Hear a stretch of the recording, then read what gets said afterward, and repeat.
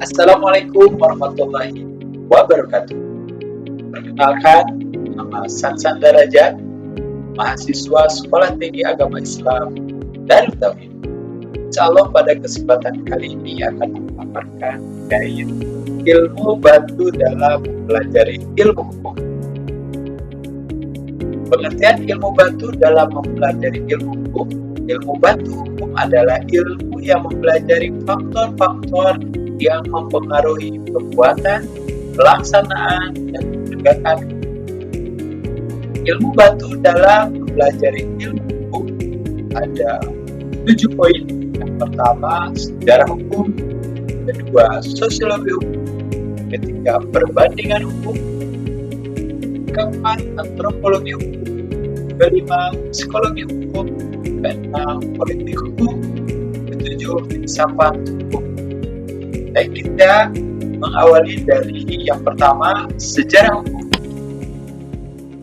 Ilmu bantu dalam mempelajari ilmu hukum yang pertama adalah sejarah hukum. Dr. Munir Fuadi, SHMH LLM, menyatakan bahwa sejarah hukum adalah suatu metode dan ilmu yang merupakan cabang dari ilmu sejarah. Karenanya bukan cabang dari ilmu hukum. Yang mempelajari, analisis, memverifikasi, menginterpretasi, menyusun dalil dan kecenderungan, dan mencari kesimpulan tentang setiap fakta, konsep, kaidah, dan aturan yang berkenaan dengan yang pernah berlaku, baik secara kronologis dan sistematis. Berikut sebab akibat serta ketersentuhannya dengan bidang lain dari hukum. Yang kedua adalah sosiologi hukum. Ilmu bantu dalam mempelajari ilmu hukum. Yang kedua adalah sosiologi. Profesor Dr. Surjono Sukanto SHMA, beliau merupakan rektor kepala sosiologi dan hukum adat di Fakultas Hukum Universitas Indonesia, berpendapat bahwa sosiologi hukum adalah suatu cabang ilmu pengetahuan yang secara analitis dan empiris menganalisis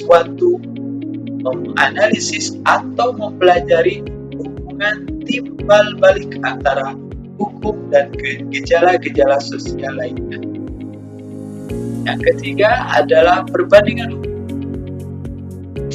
Profesor Dr. Dada Nawawi Arif SH adalah seorang guru besar Fakultas Hukum Universitas Diponegoro.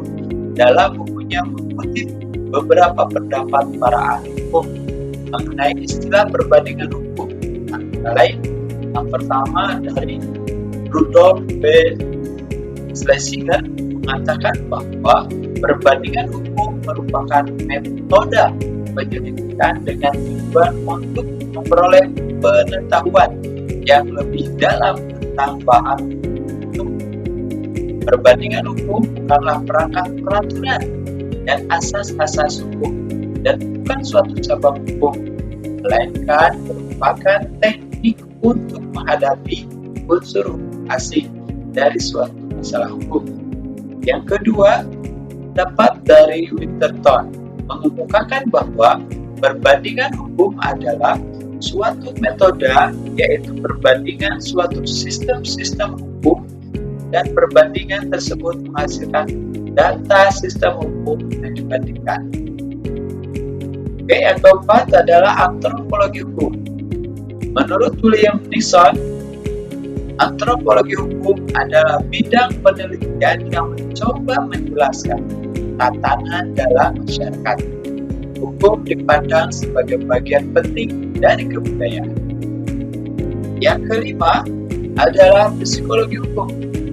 Menurut Profesor Dr. Surjono Sukanto SKMA, bahwa psikologi hukum adalah studi hukum yang akan berusaha menyoroti hukum sebagai suatu perwujudan dari gejala-gejala kejiwaan tertentu dan juga landasan kejiwaan dari perilaku atau sikap tindak tersebut. Adalah suatu cabang ilmu pengetahuan yang mempelajari hukum sebagai suatu perwujudan dari jiwa manusia. Ilmu pengetahuan ini mempelajari perilaku atau sikap tindak hukum yang mungkin merupakan dan dari gejala-gejala kejiwaan tertentu dan juga landasan kejiwaan dari perilaku atau sikap tindak tersebut. Yang keenam adalah politik hukum. Menurut Mahfud MD, politik hukum adalah legal policy atau garis kebijakan resmi tentang hukum yang akan diberlakukan baik dengan perbuatan baru yang akan diberlakukan baik dengan perbuatan baru maupun dengan penggantian lama dalam rangka mencapai tujuan negara. Yang ketujuh adalah filsafat hukum. Dr. Elisa Putra Hasibuan, SHMHI. Filsafat hukum adalah suatu renungan atau pemikiran secara ketat, secara mendalam tentang pertimbangan nilai-nilai di balik gejala-gejala hukum, sebagaimana dapat diamati oleh panca indera manusia mengenai perbuatan-perbuatan manusia dalam kebiasaan-kebiasaan manusia. Itulah 7 ilmu bantu dalam mempelajari ilmu.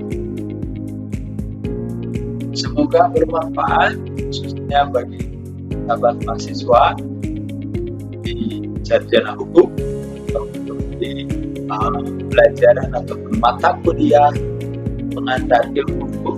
Semoga ini bermanfaat. Ya, kami sampaikan. Wassalamualaikum warahmatullahi wabarakatuh.